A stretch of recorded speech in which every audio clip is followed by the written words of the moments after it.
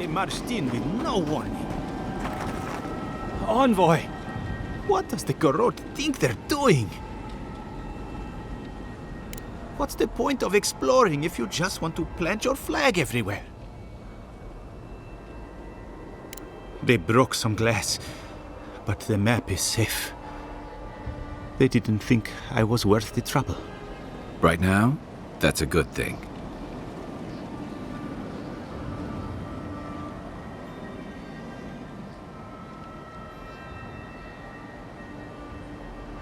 If you're looking for survivors, a few of us fled to the Balrog.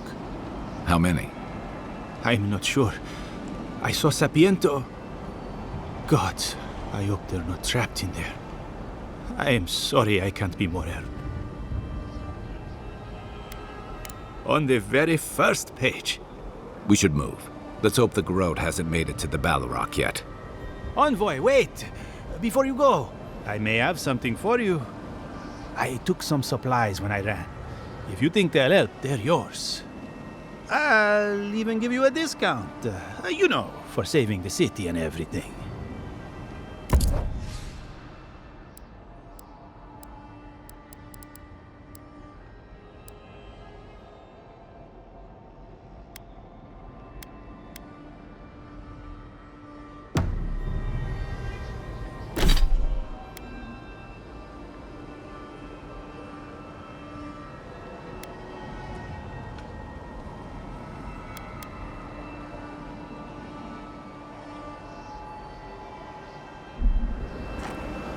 Oh.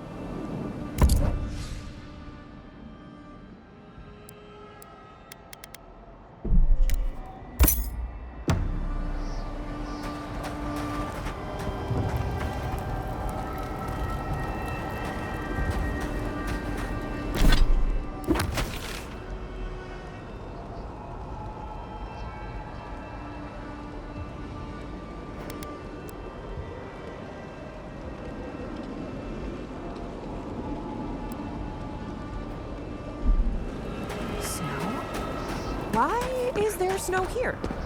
It's got ringers. She made it snow in Shatterskull. Keep moving, Envoy. The sooner we get where we're going, the better.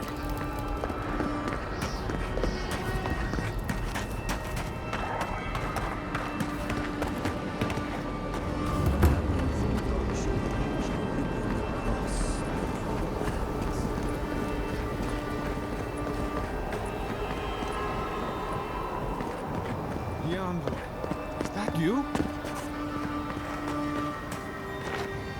Envoy, how did you... I don't know. Where did you come from? You just appeared out of nowhere. Once word about Paradis reached us, we were allowed to go. But listen to me rambling. Forgive me, Envoy. I won't keep you long. I just want to make one request while you're here.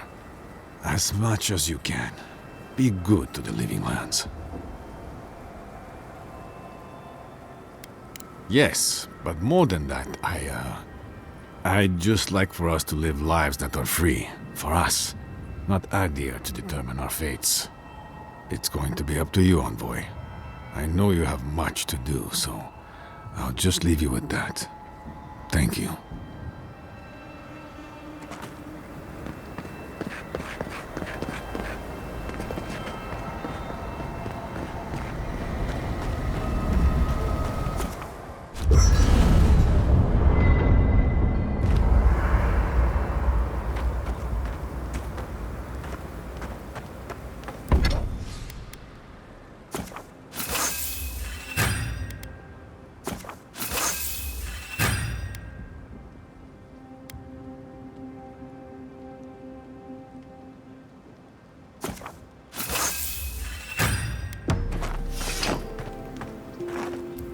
So, here we are.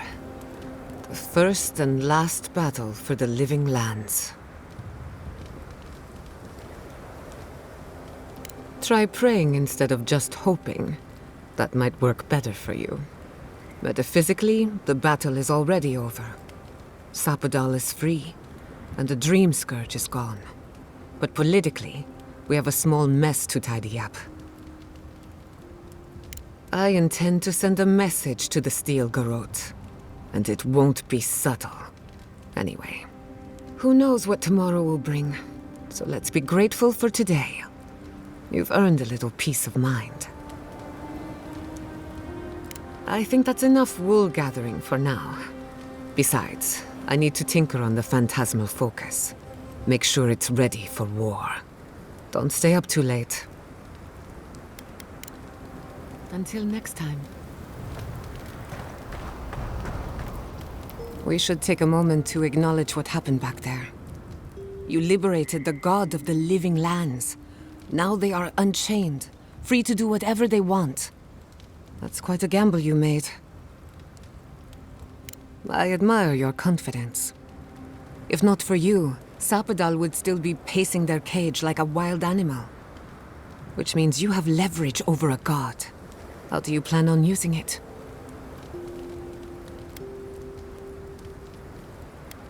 That's a lot of responsibility, but I have faith you're equal to it. Sappadal's imprisonment shaped this island. Now that everything's changed, I'm curious what will happen. We cannot know if the living lands will normalize or destabilize as a result of our actions.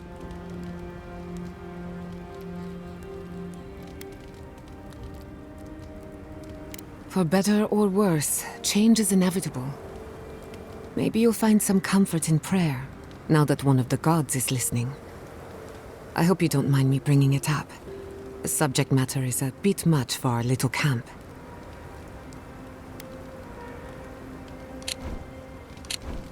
You're too kind.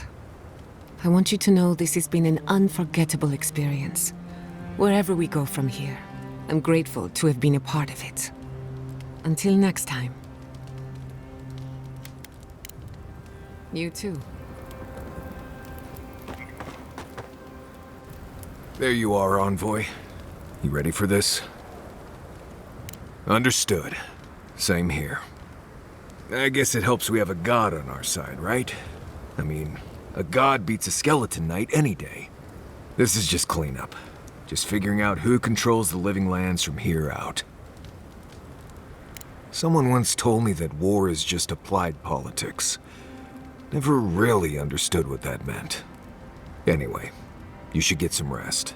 Oh, if you need to rehearse any speeches or whatever, make sure you do it in front of someone else. It's not that I don't want to. It's that I'd just rather not. Talk to you later, Envoy.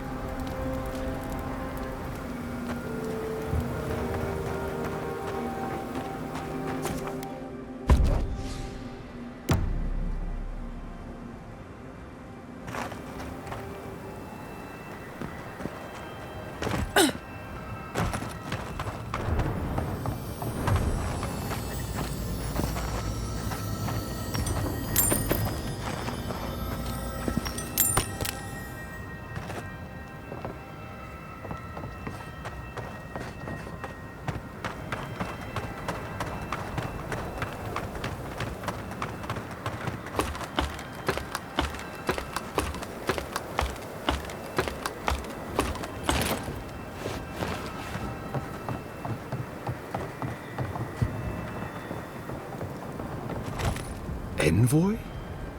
Is it really you? Mihala told us you went into some place called the Garden to seek a god? When you didn't return, we took you for dead. What did you see there? The god you felt in Makutadek? The origin of the Dream Scourge? It was the act of a god this whole time? Everyone, please, please. We could get to the bottom of this if you would only let them speak. It's been weeks, Envoy. What happened? Sappadal was responsible for the Dream Scourge. Their rage, their confusion, their fear. But the plague isn't over. Dream Thralls still litter Shatterscarp. There won't be any new infections. We've put a stop to that for good. Unfortunately, there's little we can do for those already in the grip of the Dream Scourge. We can give them comfort, nothing more. This will be a process. The Dream Scourge was never going to simply go away overnight. I suppose it stands to reason. I found that a quick fix is often anything but. What of this god, then? What does it mean that you freed them?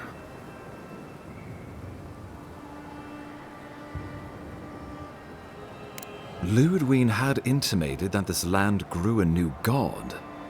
But how can that be? Giada and I have some theories about the nature of the Aedyr in the living lands. I'd say we're past the point of theorizing. If the Aedyr here is a closed system, like a terrarium for our souls, then a gradual accumulation of essence could coalesce into a being in the beyond. Much like the formation of gemstones. All it takes is time and the right application of pressure. Wodka no doubt saw Sapadal as a threat to her authority. So, she killed the godless and imprisoned their god.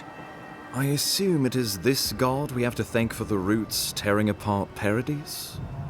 They erupted from the earth the moment those bastards stood up their first siege tower. Nakutedek was riven with those things, not to mention what they did to the land. We saw similar destruction at Nakukubel.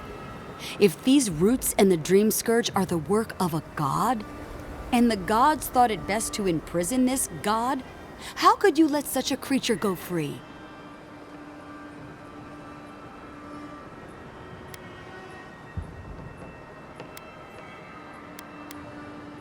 Let's hope they don't decide to further amend themselves by coming for our heads. It was Aedyr's arrival that disturbed Sapadal. We'll have nothing to fear from this god once we expel you from our lands. Sapadal's power ravaged my people. I don't know that I can ever trust it. Keeping watch over Sapadal was a sacred task Nanru gave us when he left. For that reason alone, my wardens owe them their allegiance. Well, whatever happens, I suppose we can't put the godling back in the bottle now. But come, we have more pressing matters to attend to. The Steel Garrote have attacked Paradise. Inquisitor Ludwig has already joined the battle. She must have traveled like the wind to get here so fast.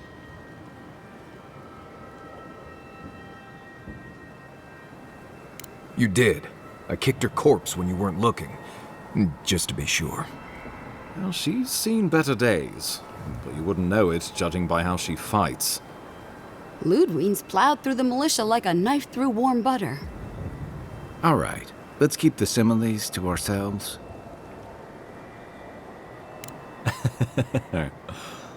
Oh, cheer up. You wouldn't be the first to make that mistake. Might not be the last either, depending on how things go. So long as her passion for Wodika lives, so too will her spirit. Then we destroy her faith, and the rest of her will follow. I have a theory about this. Let's talk at camp if you want to hear it. But I think we can kill her. Oh, good. That'll be easy. It is not, I think, impossible. Well, you might not believe me, but I didn't want any of this to happen. It was Ludwig who called for the attack. I didn't hear an answer, Ambassador. She and her Steel Garrote laid siege to the city, shortly after you beat her to the garden.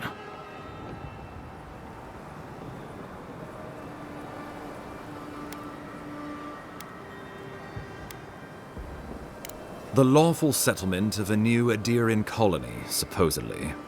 Or the establishment of a Wodican state. She could win with a Godlike in her ranks. Your presence would serve as a powerful endorsement.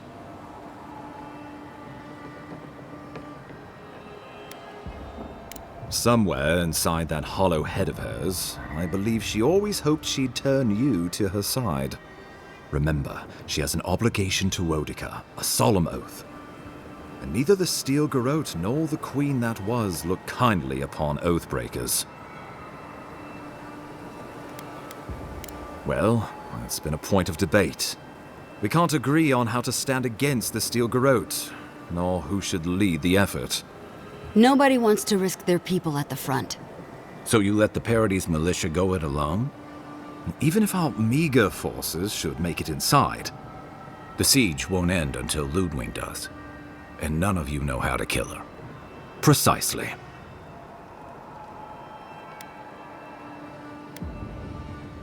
Because a victory here would discourage resistance elsewhere. The better question is, why didn't you stop her?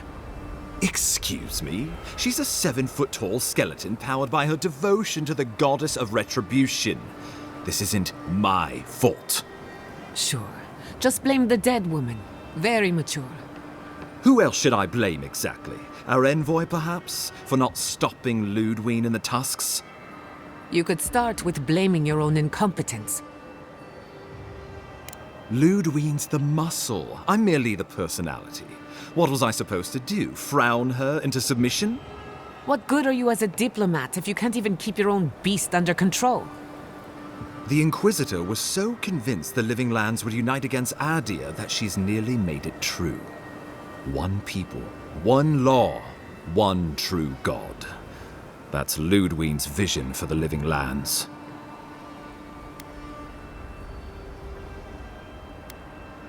What passes between Ludwine and her men, or between Ludwine and the Emperor, for that matter, is not my affair. But if I had to guess, this was the alternative. Your empire is doing what it does best. Stamping out dissent until surrender is the only option. Your republics are hardly any different. Their intentions in the Deadfire were certainly not pure. As you say, we left the republics for a reason.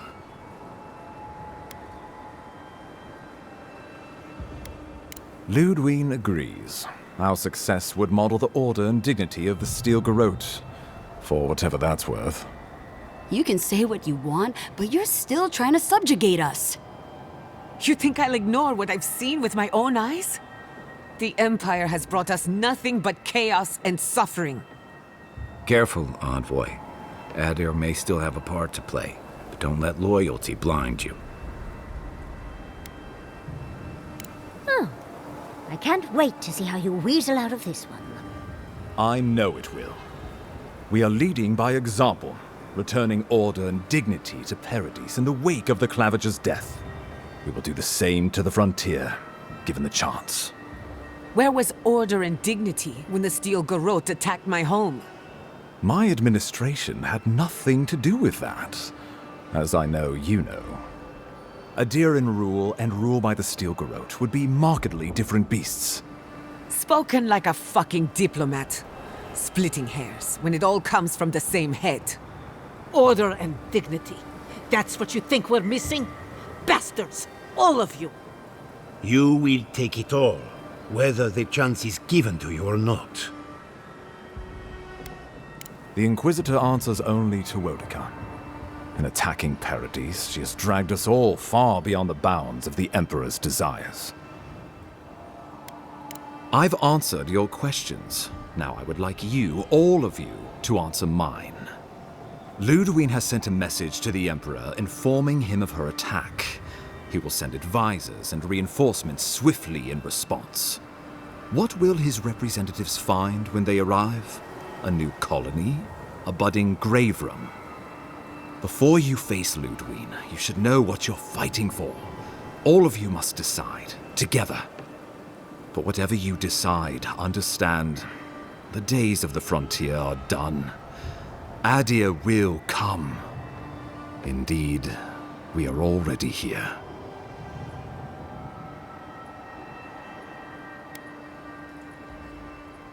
The Living Lands would become an extension of the Aedyran Empire in leadership and law. Soldiers bearing the flag of Aedyr would be garrisoned in every town. They would be paid in Aedyran shelling and speak only the Aedyran language. Their roads would be smooth Aedyran roads. Their medicine would be hygienic Aedyran medicine. And their weapons would be efficient Aedyran weapons. Our customs would become their customs.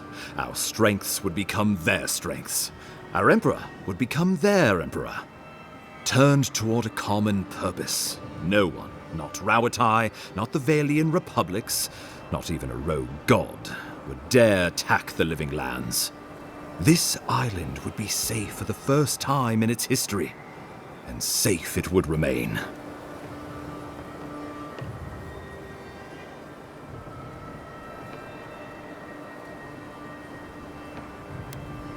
He would suppress our culture before it's had a chance to grow.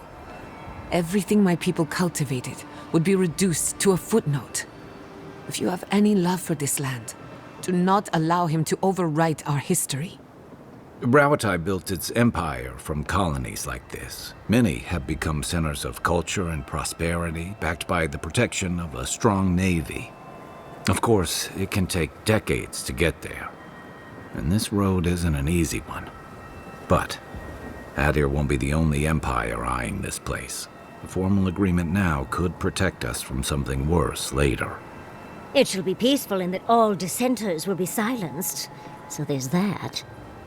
The Living Lands is a lot of things, but it will never be Aedyr, no matter how hard Aedyr wants it to be.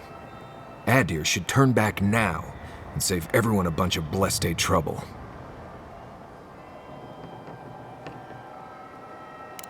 The traditions of solace are what give my wardens their strength. Without them, we would buckle under the weight of the tusks. I would sooner walk my people into the acid sea than trust an Aedyran to hold me up. What need does Thirdborn have for the protections of Aedyran soldiers? We have cannons, cliffs, and wills forged in the storms of Rauatai. And should Rauatai come for us, we will rain hellfire down on their heads. Your Aedyrans could do no better. Under Aedyran rule, your countrymen would strip my people of everything that makes them unique, all in the name of spiritual hygiene. I cannot betray them like that. The Addyr's promise. Flip our feathers as we find our wings. The deed binds as the wire binds. To drown us, why were we set free? Of course.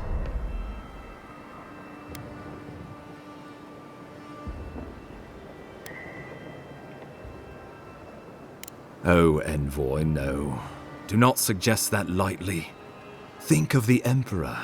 There would be reprisals.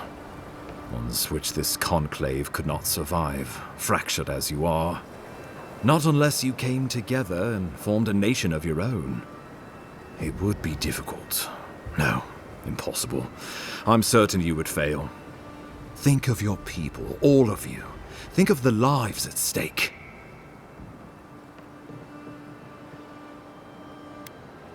We deserve our autonomy, even if we must fight for it. Anything less would be surrender.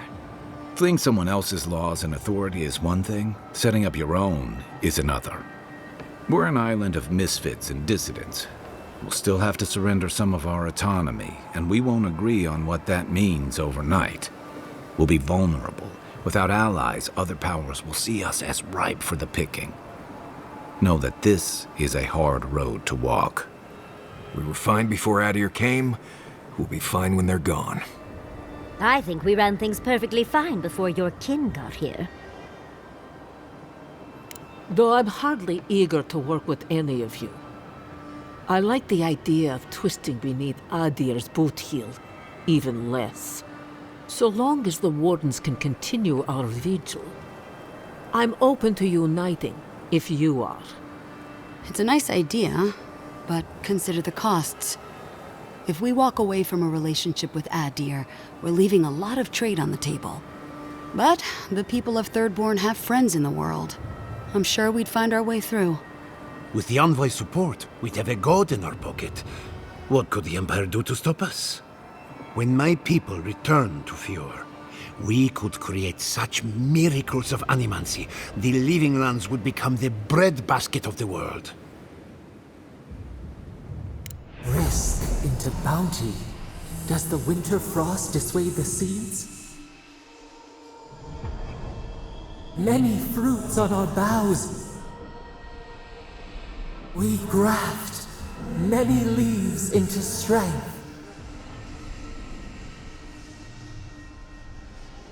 Of course.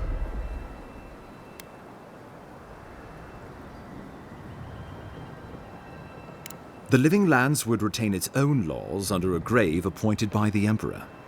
The grave would be expected to promote and develop the Living Lands to our mutual benefit. They would divide the island into administrative districts and see them governed by mayors appointed from the local communities. The island would provide tribute in the form of resources and taxes, and in times of war, soldiers. The Empire, I should note, is nearly always at war. In return, the living lands would enter Aedyr's sphere of influence, and should outside nations attempt to invade, we would come to the Grave Room's aid. Naturally, that would be the Emperor's decision. But I suspect he would choose you. Only the strong survive the frontier. I used to believe that was Ludwig. But you were born to rule here. Quite literally. Well, give the matter some thought. You owe that much to yourself, at least. We give up our fighters and the wealth of our lands, and get promises in return. Can you wield a promise, envoy? Can you drink it like clean water? Can you see it when you open both eyes wide? A grave rum could work, so long as trade keeps moving through the Scarp and you're willing to serve as our go-between, envoy. And we'll have cannons enough to deter the adherents from trying anything stupid. With the Dream Scourge ended, my people can soon return to Fior. If a renewed animancy could easily feed the island, I suppose we could send Aedyr what's left. But when lean times come, who will we feed first? Ourselves or the Empire? Tribute, he says. Taxes, soldiers. The Empire has tried it all before. Look to the Eastern Reach if you don't believe me. They want to bleed us dry, to fill their coffers and fight their wars, to break us like wild animals. But I will not bend. It's still a gamble, but I think it's the safest bet. We get the benefits of Imperial trade and protection without losing all of what makes this place special. There's no way of knowing what it would mean in another generation or two. But right now, it gives us the security and stability to recover. We were fine before Aedyr showed up, and we'll be fine when they're gone. Trust the lands and her people, envoy. If we give Aedyr power over us, we can't be surprised if they decide to flex it later. Subtle, pernicious, touch the rot, yet the disease remains. Safety among spiders. A web gleaming with dew. They weave, they wait. Well, let's not twiddle our thumbs while Paradise burns.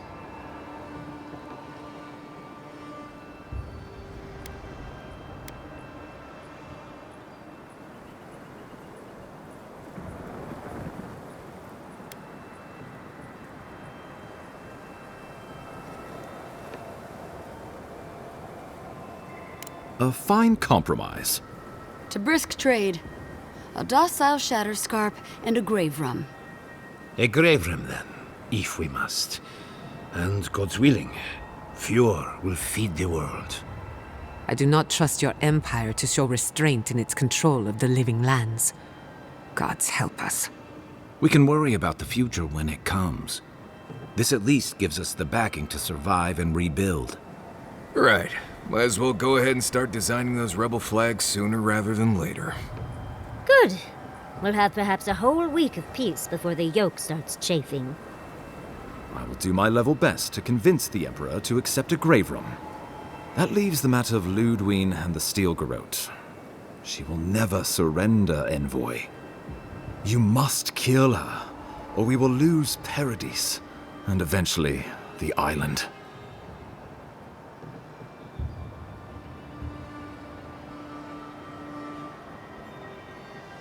Whatever happens to the living lands, at least I can kill Ludwig. I'll take that over nothing. She better say her goodbyes while she can.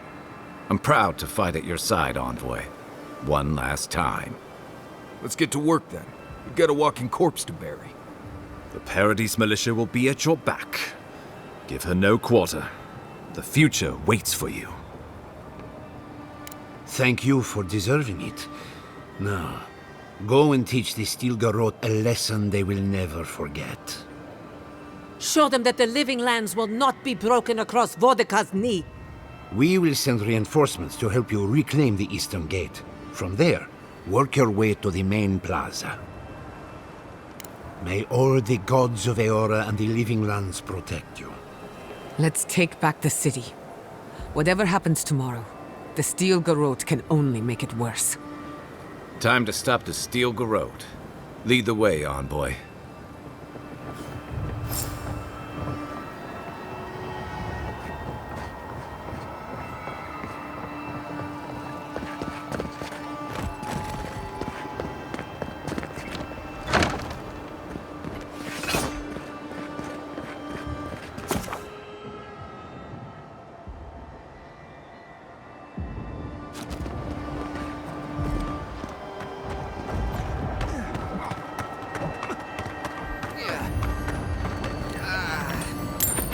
It's no use. We're overrun.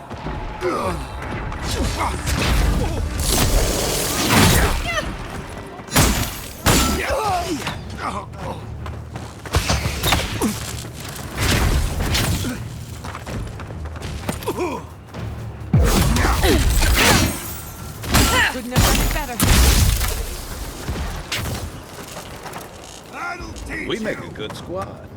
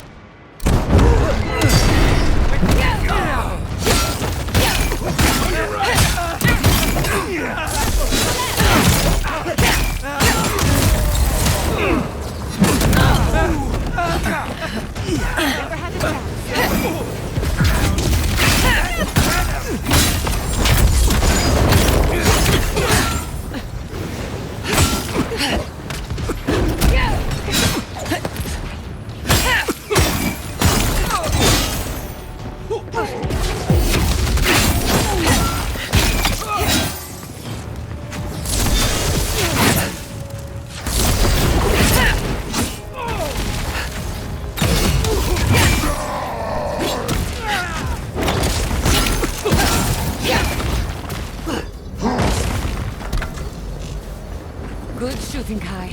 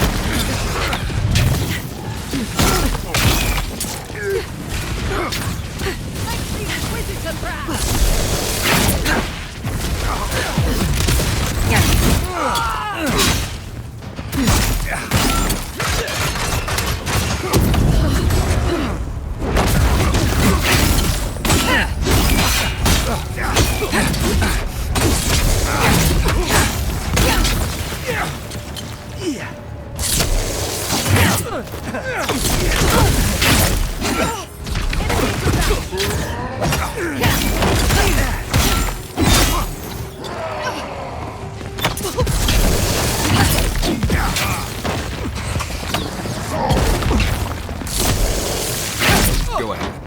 I'll hang back and watch the gate. For our freedom!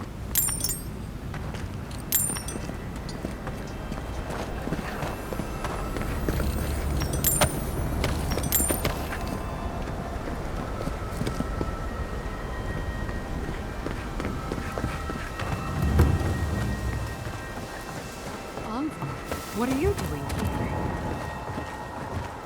I thought you left town weeks ago. About time. You're the only one Ludwig will listen to. I saw a few on my way here. I imagine they've been waiting for this to happen for a long time. Listen, one of the Garot's units is scouting up ahead, maybe 5 strong. I wouldn't want to fight them if I were you. Take this key. It'll unlock the gate to the canals. You can thank the captain who forgot it.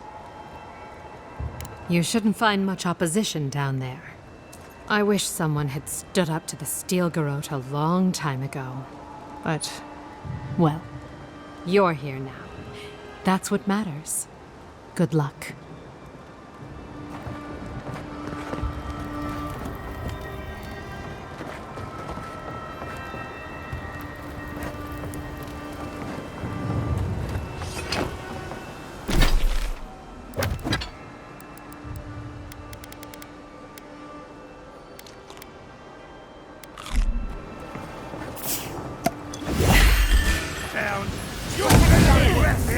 Show me what you got!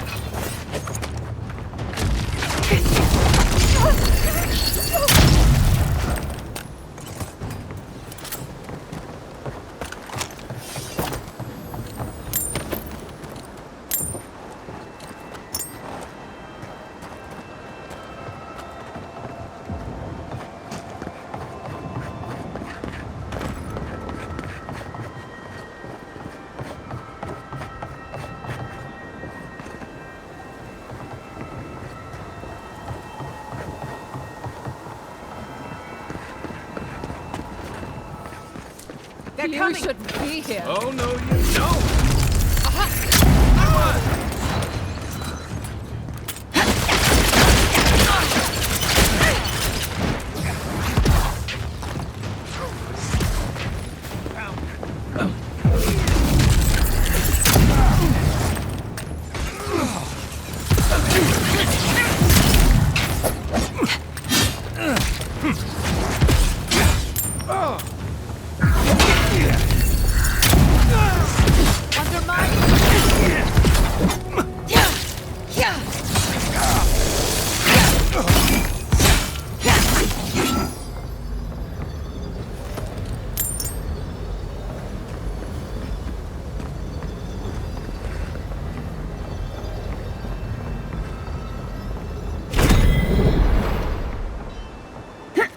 Envoy over here. What exactly do you think you're doing? Liviana, don't you ever take a break? You nearly died in my clinic. Correction, you did die. And now look at you, fighting the Steel Garot. What have you got to say for yourself? Well, at least you're alive. Try and keep it that way. Kai, is this your doing? Come on. I couldn't have kept her out of the action if I wanted to. I knew you were a bad influence. We're patching up folks as best we can, but I'm not gonna sugarcoat it. War is a damn bloody mess. You're damn lucky to be one of those few. At least for now. I can't say I approve of you leaping into the fray, but it's always nice catching up with a former patient. Wait a second. Jada? Jada Castell? What are you doing in the middle of this? Surviving. It's good to see you, Liviana. Unfortunately, we're on a tight schedule. Do you need anything? Money? Supplies? Once this is over, I could always use another pair of hands at the clinic. The invitation's still open. Thank you, but I've decided to tough it out as an animancer. On my own terms. Can you manage without me? Are you kidding? I'm happy for you. Besides, I've got Chico on bandage duty. I just wanted you to know there's a place here whenever you want it. Gods be with you, Envoy. For my sake, try not to die a second time. That's why I adore Liviana. For a peacemonger, she can be very authoritative.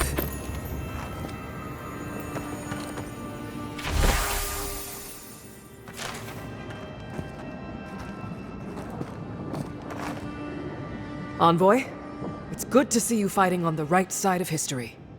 Out of curiosity, what turned you against the Steel Garrote? It takes courage to stand against those fanatics. You know the Steel Garrote a lot better than we do. Their coordination is damn impressive. Any advice? Whew. That's grim. Gods, what happened to you out there? We know what's at stake. Now we fight to win. Feel free to do whatever you do best, just stay out of our way. We've got a city to take back.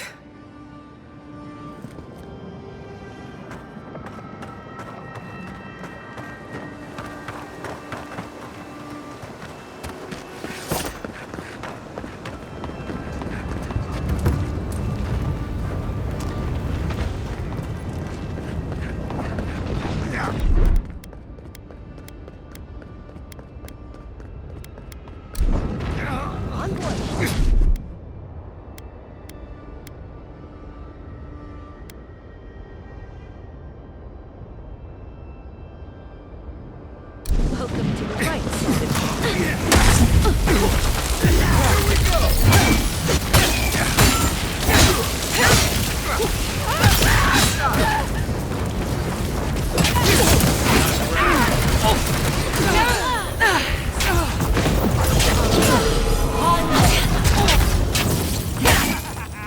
You're going to regret this!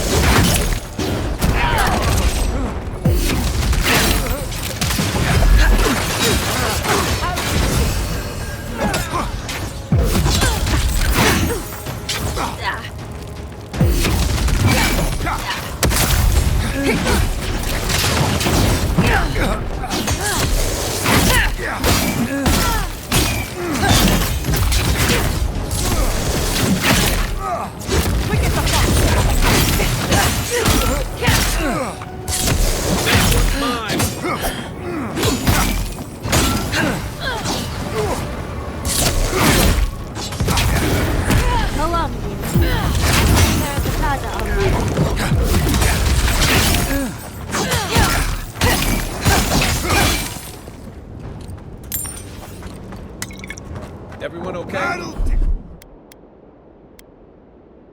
It's you!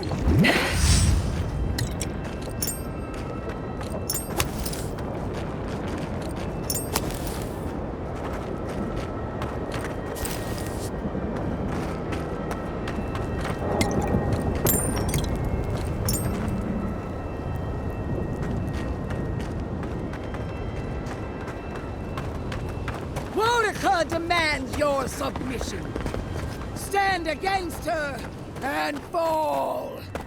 That's Ludwig ahead. Lead on. I'm with you to the end.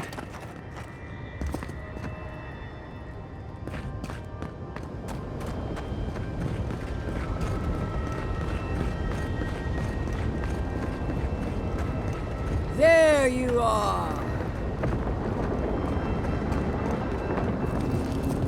So, you survived the garden. Did you come all this way just to try your luck again? To kill me more efficiently than last time? You'll get your chance. Then what are you waiting for? Look around, Envoy. Heelguard should have listened. He tried to bring order through compromise. He failed. Order is meant to be imposed by a stern, guiding hand. Her order wields sharp steel. She must set down her blade. Heelguard is a fool if he thinks half measures will save the island. When this is over, I'll instruct him, personally. As for you, Sapodal's chains are broken, which means your soul is in their grasp. I don't know how deeply you've been compromised, Envoy. And if I don't know, then I cannot suffer you to live.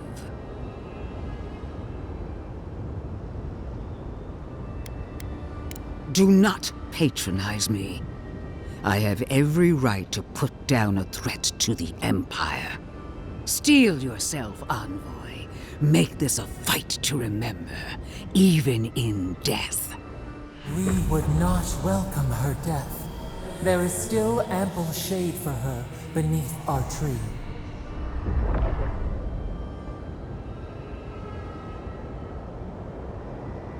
And this time, we'll finish the job.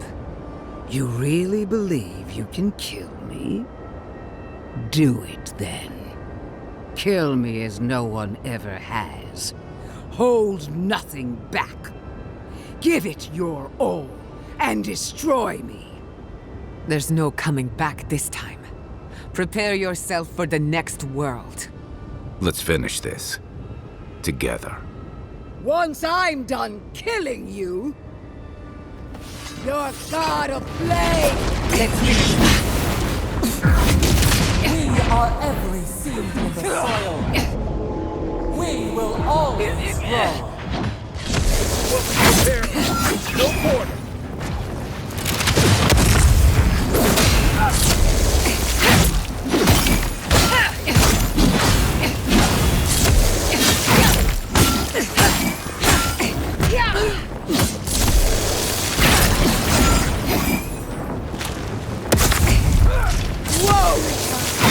Queen among queens! Send me your aid! And this wasn't wrong!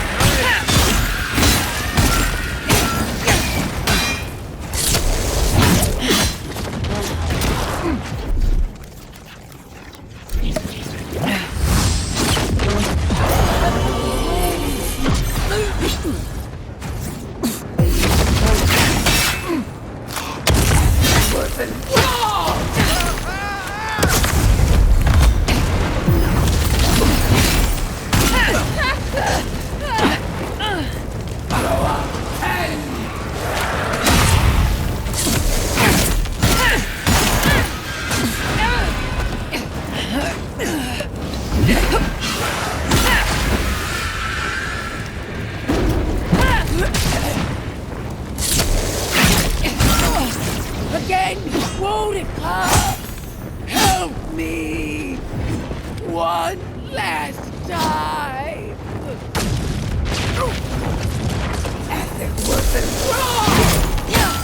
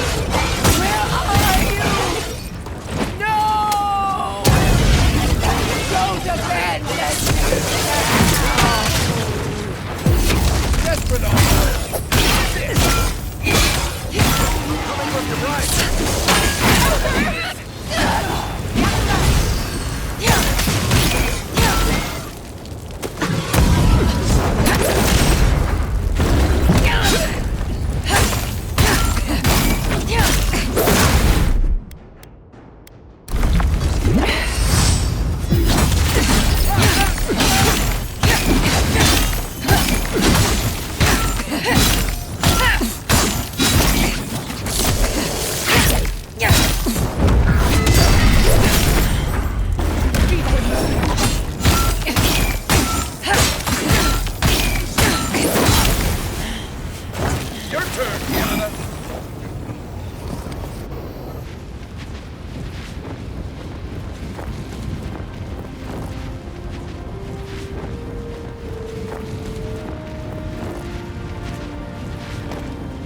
Wherever Ludwine is now, she must be seething. Of course, we'd be happy to kill her again, if needed. She's done. But we're not. Whatever's next, we'll face it. Together. Gods, you're all gonna make me sick. But carry on.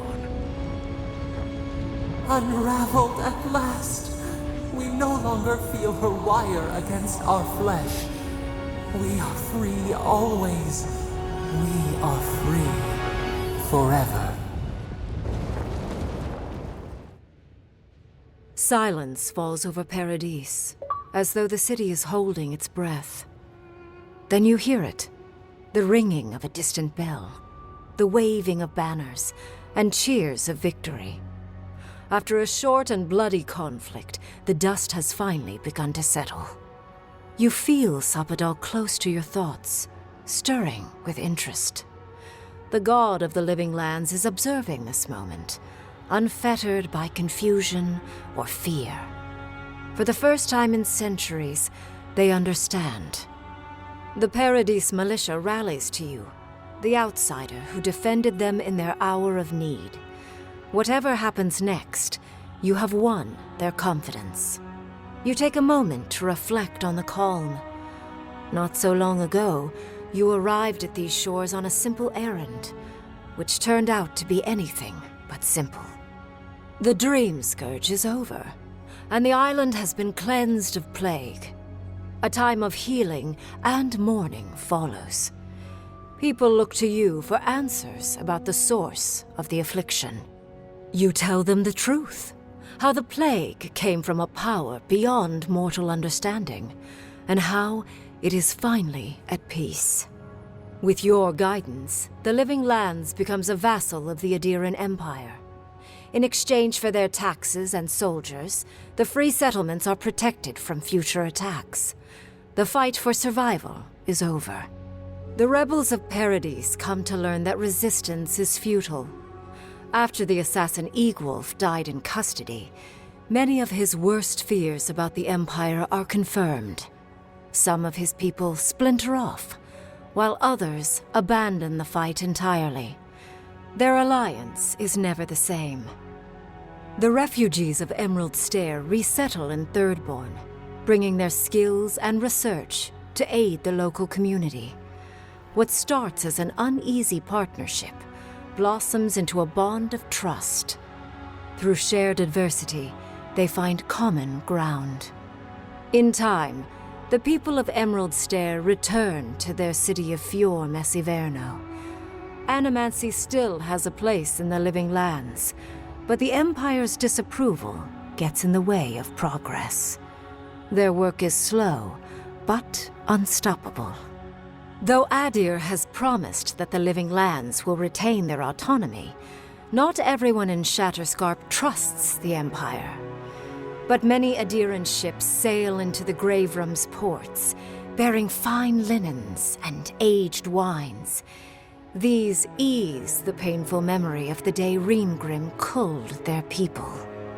The loss of both the Keep and her oldest friend drive Mihala into a grief so absolute that she cannot face the world or her own people. But the Pargrunen rally around their leader by focusing upon a single endeavor, building a new settlement from the ruins of the old one. Inspired by her people, Mihala returns to herself and to her seat at the council. The doors of this new settlement slowly inch open, a tentative welcome to the once forsaken world. When Kai returns to Thirdborn, he's no longer running. He finds a town that's been diminished by struggle, conflict, and tragedy. He finds home. He helps repair Thirdborn's walls and train its defenders, carrying on Tama's legacy. And while his labors do not restore all that was lost, they build, something new. With many of his anxieties and lifelong fears addressed, Marius now feels very differently than he did when he first met the envoy. Still far more comfortable in the wilds than among people, he nonetheless finds that his worries about the unknown were merely self-protection against the traumas of his childhood.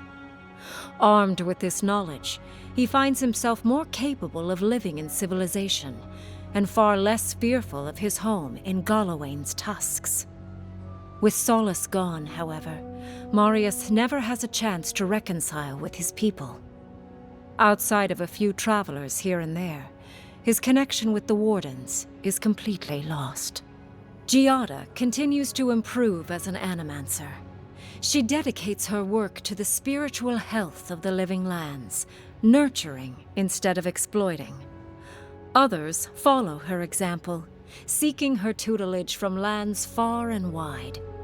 In the years to come, rumors spread of a secret society gathering in the wilderness, where animancers work in harmony with nature. The dream of Fior Mes Iverno lives on in her. No longer under the threat of imminent death, Yatsley returns to the animancers. Reunited with her beloved Quilici, she helps him and the animancers as they put their lives together after the attack on Fior Mes Iverno. Eventually, she even has something nice to say to Vidaro. As the days pass in contentment and relative peace, Yatsley is struck by the persistent feeling that something is missing. Though she still devotes herself to her studies of both the arcane and the godless, the restlessness never goes away. Freed from torment for the first time in centuries, Sappadal turns their prodigious curiosity to the people that shaped them. They observe the ways their people live, and they think deeply about what they see. Though they flinch away from moments of violence, and they grieve souls returned to them too soon, the rage that once shook cities to rubble no longer rules them. Instead, they come to you with questions. They want to understand. After a time, they begin tentatively to garden.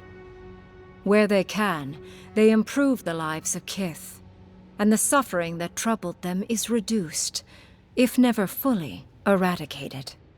Their grief compels them to love, and they love unreservedly, with the power of a god. Sappadal pours a fragment of their power into the statue they claimed from the temple of Aethys. Newly embodied, they roam the living lands and learn to experience the world as Kith do. Their first attempts at locomotion are clumsy, and a stand of innocent trees is violently returned to the wheel. But as their confidence grows, so does their grace. Soon, they are bounding across the plains of eastern Dawnshore, leaping the river gorge in Emerald Stair, scaling the shark's teeth of Shatterscarp, and fearlessly wading into the Tusk's acid sea. When they break, they come to you to put them back together, and in time, they learn to fix themselves. They wander far afield. You see less of them, but they are never far from your thoughts. And on the rare occasion they return, they always bring you something beautiful and strange. The sounds of celebration pull you out of reverie. Many are waiting to greet you with open arms. You take a moment to catch your breath and savor it, because everything is about to change.